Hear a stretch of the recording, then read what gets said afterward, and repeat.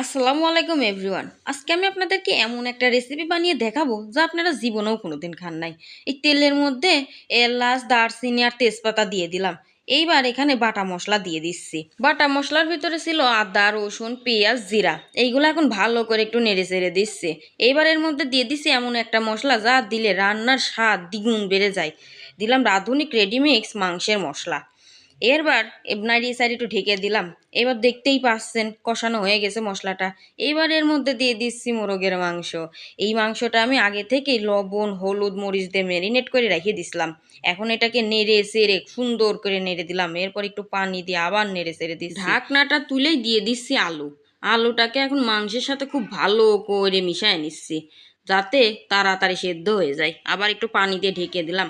আলু দিয়ে মাংস রান্না করলে সেই স্বাদ লাগে, আমার তো ভালোই লাগে। ওই পাশে আবার কিন্তু ভাতও বসাই দিছি, আপনারা কেউ জানেনই না। মাংসটা ভালো করে সেদ্ধ করার জন্য আবার পানি দিয়ে দিলাম। পানির অপর নাম জীবন কি এমনি এমনি দিয়েছে নাকি?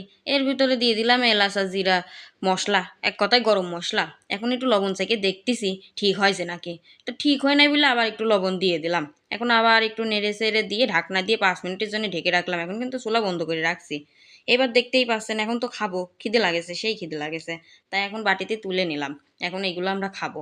তো আপনারা কিছু মনে করেন না, আপনারা দিলাম না। ভিডিওটি দেখার জন্য ধন্যবাদ।